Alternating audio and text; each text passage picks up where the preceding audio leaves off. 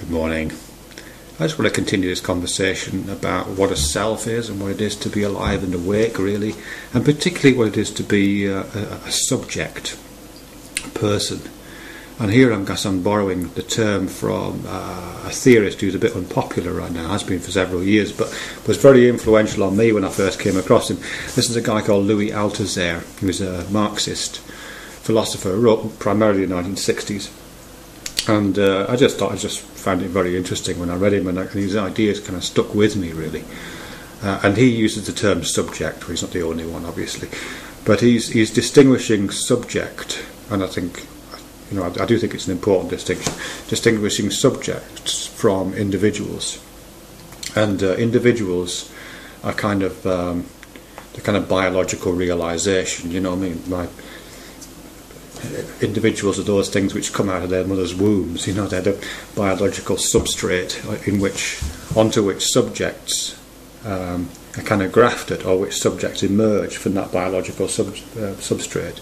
So when I'm talking, it isn't my individuality that's talking, it's not my biology that's talking, it's my subjecthood. My subjecthood is something that's, as I say, comes later, not separate from biology, of course, but not coterminous with it. And for Althusser, that subjecthood, because he's a Marxist. What's interesting actually about him is he kind of fuses Marx with Freud. He's not the only one, but he does it in quite an interesting way. And when he's writing about subjecthood, there's a little bit of that fusion going on there. But he says that that subjects come out of what he calls interpellation.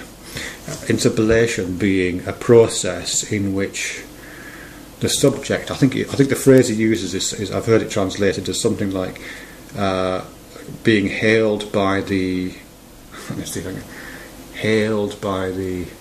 the plethora of discourses or something. It's a complicated phrase. What it basically means is that here we are in the world as biological organisms, but we don't come into a world that's not already in existence. The world is already up and running, and particular culture is already up and running, and ideology, particularly for Althusser, is already up and running. And that culture, that ideology, takes the form of a series of what he calls discourses, which are kind of cultural conversations that are happening, at the level of literature, the news, the media, the various structures that make up society. These are kind of conversations, and there's lots of different conversations happening, which, as I say, precede our arrival. And our subject is created from being kind of being hailed by these discourses. We recognise ourselves, or we misrecognise ourselves, we might even say, in these discourses. So, for example, a male child coming into the world turns into at least partially a male subject by experiencing the discourse on maleness that's around, which might be something as simple as the war toys in that particular aisle in Toys R Us, or it might be television representations of what boys do, or it might be, what your dad does, it might be the kind of jobs that are offered to males in society. All these kind of things is the conversation, the discourse on maleness.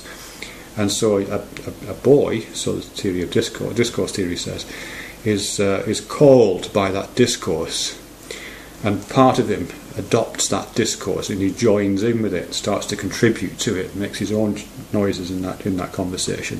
But another part of him might be hailed by a different discourse, might be hailed by a discourse to do with a particular cultural formation. I'm from the north of England, and there's a conversation about the north of England. There are kind of typical there are things that are said about the north of England. The north of England has particular kind of ways of representing itself to itself. So again, part of me, growing up in that area, is kind of hailed by that. The conversation is saying, "Come on, join in. You're one of us. Join in." So part of me is formed by that. And there's dozens of these. These discourses happen across, and they're dynamic. We can change them as we go through. And we may even have some control over which ones we participate in, and how, and whether we want to distance ourselves from some of these discourses or not. I really like that. I mean, for Althusser, those discourses are always ideological because he's coming out of Marx. In fact, the whole thing comes out of that really great observation by Marx. Well, I can't remember the exact quotation, but he says something like, it's not a man's consciousness which determines his material existence. Is that right? But rather his material existence which determines his consciousness. So it's not that we are, for Marx at least, it's not that here we are in the world and then we make the world around us. It's rather that we come to consciousness in the world and the world makes us. So Althusser is a kind of development of that.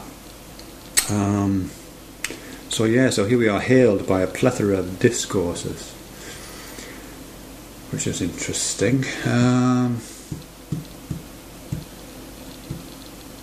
Yeah, I mean, I'm not sure, this is pure speculation, but one of the things I've been thinking about recently, particularly in relation to, I don't know, it just seems to me there's a lot of kind of selfishness in the world. And I don't just mean selfishness in terms of looking out for yourself, but a kind of egoism in the sense of a discourse about being some kind of essential being. I don't know if this makes any sense. You know, it's almost as if that when we grow up in the world today, particularly younger people, I think, it's almost as if they're being hailed by a discourse which says, be on your own, be strong, have an essential core to yourself, make it on your own in this world, be authentic, don't take any notice of anybody else. You know what I mean? It's almost as if that's the kind of discourse that a lot of people are being hailed by, and in a sense failed by as well, I think. You know, because that's, in a sense, it's self-refuting, because, you know, we don't come into this world alone, and we don't live in it alone. You know, to be a subject, as individuals we might, as individual biological organisms we might, but as subjects we come to consciousness in a social world. So a discourse that says, you know, there is part of you which isn't participating in the social, and that's yourself. That's the true self. It seems kind of auto-destructive in a way.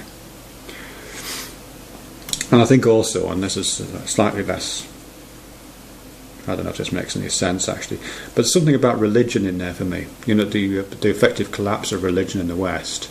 And I would include America in that, you know, because although America is a very religious country, I think a lot of what passes for religion in the States isn't really like religion at all. You know, a lot of it just looks, you know, to the biblical literalism, the young earth creationists, the intelligent design movement, all those kind of things.